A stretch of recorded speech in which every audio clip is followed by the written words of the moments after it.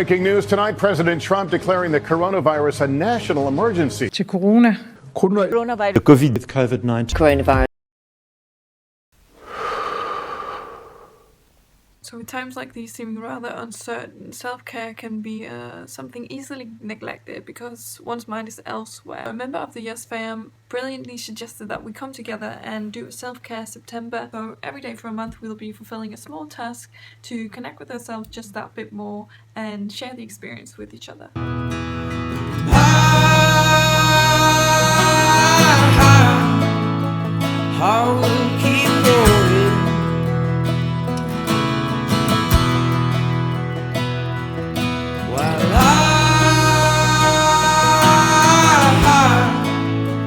Blood keeps on flowing.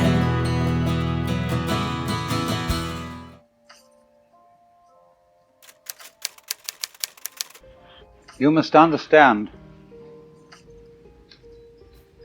the idea of the world as being in flux. Dukkha really arises from a person's failure to accept the other two characteristics, lack of permanent self and change.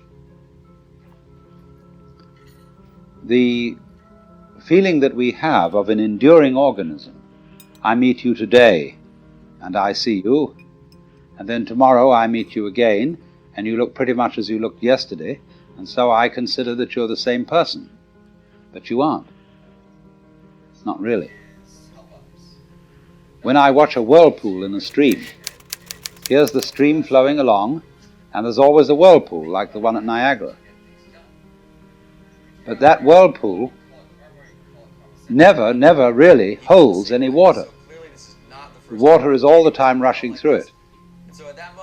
In the same way, a university, the University of California, what is it? The students change at least every 4 years. The faculty changes at a somewhat slower rate.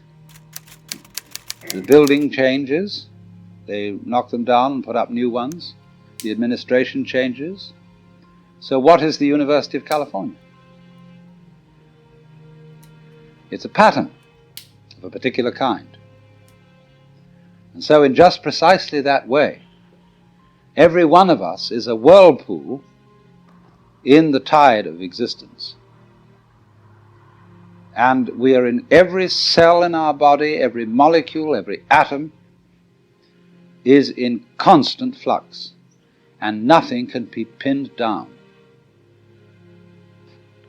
From one point of view, change is just too bad. Everything flows away.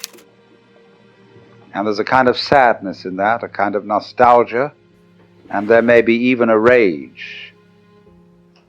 Go not gently into that good night, but rage, rage at the dying of the light. Just like that, do it in your own time. Listen to your breath. This is the nature of change. Excellent. If you resist it, Nice and steady, you're gonna walk you have dukkha, you have frustration and suffering. But on the other hand, if you understand change, you don't cling to it, and you let it flow, then it's no problem, it becomes positively beautiful. The fact that things are always running out, that things are always disappearing, has some hidden marvel in it. The Japanese have a word, yugen, Y-U-G-E-N, which has no English equivalent whatsoever. Yugen is in a way digging change. It's described poetically. You have the feeling of yugen when you see out in the distant water some ships hidden behind a far-off island. You have the feeling of yugen when you watch wild geese suddenly seen and then lost in the clouds. You have the feeling of yugen when you look across Mount Tamalpais and you've never been to the other side, and you see the sky beyond. You don't go over there to look and see what's on the other side. That wouldn't be you again. You let the other side be the other side. And it evokes something in your imagination, but you don't attempt to define it, to pin it down. So in the same way, the coming and going of things in the world is marvelous. They go. Where do they go? Don't answer, because that would spoil the mystery. They vanish into the mystery. But if you try to pursue them, you've destroyed Yugen. Life is life, you see, just because it's always disappearing.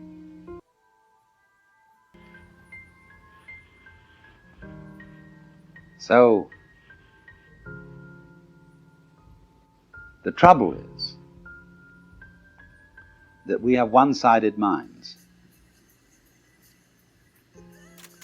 And we notice the wave of life when it is at its peak or crest. We don't notice it when it's at the trough, not in the ordinary way. It's the peaks that count. Take a buzzsaw. What seems important to us is the tips of the teeth.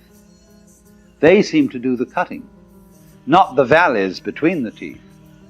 But do you see, you couldn't have tips of teeth without valleys between them. Therefore the saw wouldn't cut without both tips and V-shaped valleys. But we ignore that.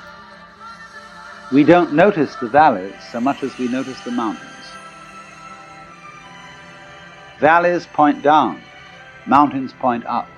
And we prefer things that point up, because up is good and down is bad. Like many of you, I had big plans going into 2020. But seriously, none of them we involved don't being praise locked the inside peaks my for house being for months high and with blame no the valleys seeming for being end low. in sight. Even being cooped up. But it is so, you see, that we ignore the valley aspect of things.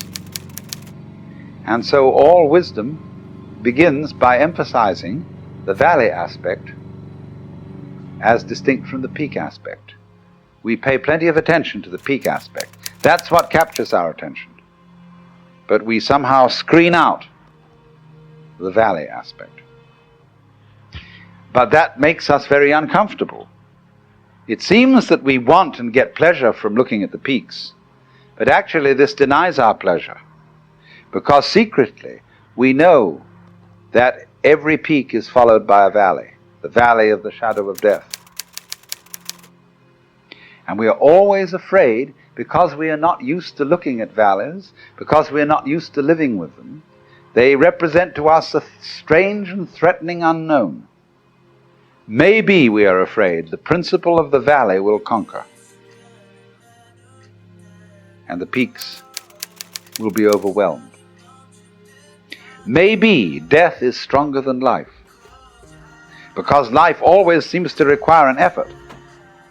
Death is something into which you slide effortlessly.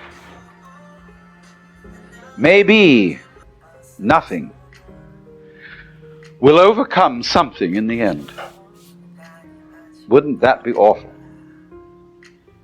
And so we resist change, ignorant of the fact that change is life, and that nothing is invariably the obverse face of something.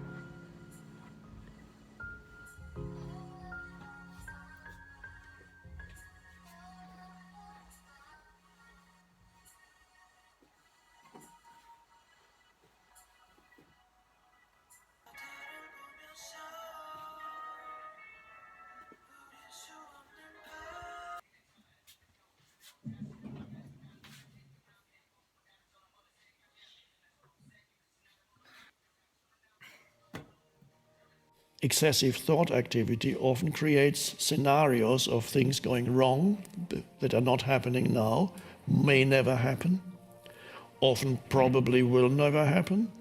And even if they did happen, the actual situation would actually be easier to face than the imaginary situation in your mind, because there's nothing you can do, there's no action you can take to remedy an imaginary situation except to stop thinking it. But if an actual situation arises, you face it and you give it your attention, and then you take the action that you need to take. But an imaginary situation, you're totally at the mercy of it, so it only exists in your mind. So you need to see whether your mind is creating the fear by thinking fearful thoughts, by projecting itself into the future. And if that is the case, then you can see, oh, so I'm creating those because my body cannot tell the difference between an actual event that's happening outside and what my mind is producing. So when I'm thinking thought, my life situation is critical, if this is basically what your thoughts are telling you, then your body believes that this is the actual truth, that you are being threatened at this very moment. The body doesn't know the difference, that the tiger isn't in the room. The threatening presence is your thoughts. See, okay, then you need to tackle the thoughts because they will cause the fear. And how do you tackle thoughts? Is by realizing the futility and the destructive nature of these thoughts and choosing to step out. And what do you do to step out? First, you don't believe your mind that tells you, no, you can't step out, you have to continue thinking. No, you step out and take a conscious breath, or put your attention into the inner energy field of the body. A conscious choice to remove attention from thinking.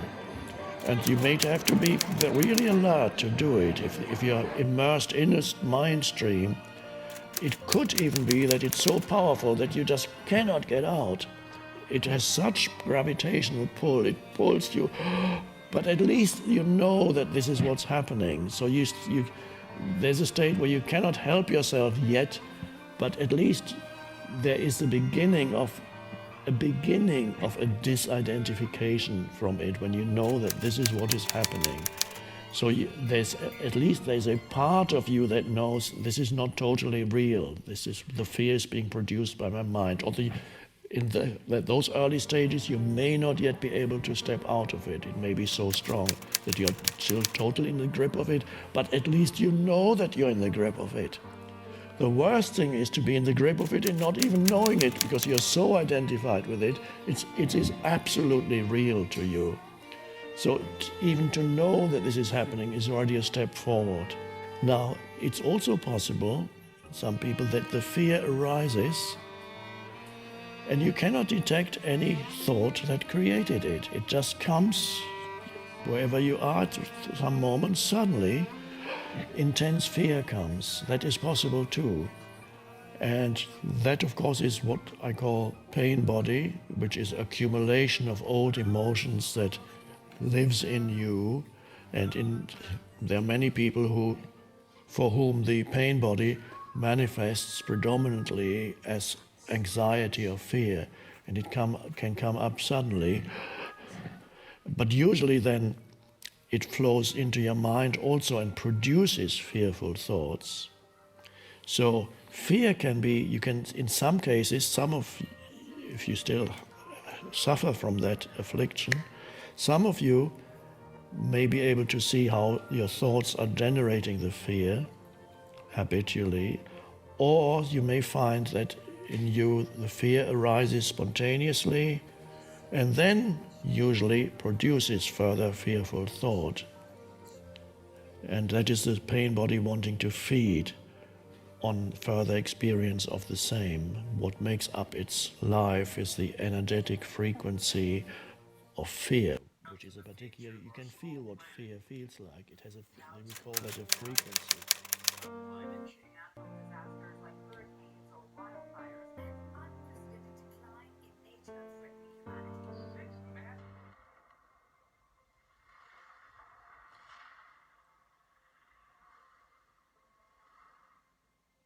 Our mission is simple. We must harness the regenerative power of Earth itself. I'll make you a deal. I won't give up. And neither should you. Even the stars, they burn. While this year has been harder on some more than others, it's pretty clear that every single one of us is battling something invisible. We're all on the quest to find some kind of certainty and meaning and happiness on this rotating rock in the middle of a massive universe. So, I don't know. I think we should probably be a little easier on ourselves. We should probably give each other a little bit of slack. I mean, we're all learning to live for the very first time. And somewhere along the way, we've all been fooled into believing it's selfish to look out for ourselves. But, like Ben Nemtin told us earlier this season, it's not. I'll spare you an oxygen mask analogy, but in case you needed to hear it, you are worth taking care of. And the best person to do that is you. Really, the only person who can do that is you. And if you don't step up to do it, who will? At Yes Theory, we're often in the thick of seeking discomfort through extreme pursuits. But our philosophy is just as much about going out into the world and doing, as it is learning to just be. Waking up earlier to meditate, setting aside vices, and building better boundaries to recognize what helps us and what doesn't. This is the work that must be done, the one that we're most likely to avoid. If you want to try meditation, great. If you want to try skydiving, great. But find something you love that actually lets your mind rest, and stick with it. It can feel pointless and difficult to stick with any habit at first, especially one that doesn't show some kind of external progress, like bulging biceps.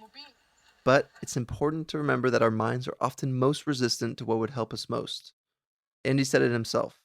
The mind will eventually seek comfort, predictability, reliability, and refuge. You're going to try and retreat to distraction. These tools and habits aren't meant to make your life more difficult. They're meant to help scrape out all the meaninglessness, the darkness too. They're meant to help us actually stop and look around, to actually live your life instead of watching it play out for someone else on a screen. Don't wait for the moment of reckoning or the card to flip to remember this is the only life you have to live. At the end of every single day, it's just you looking you in the mirror. If you don't like the person staring back at you, well, then I hope you now know where to begin.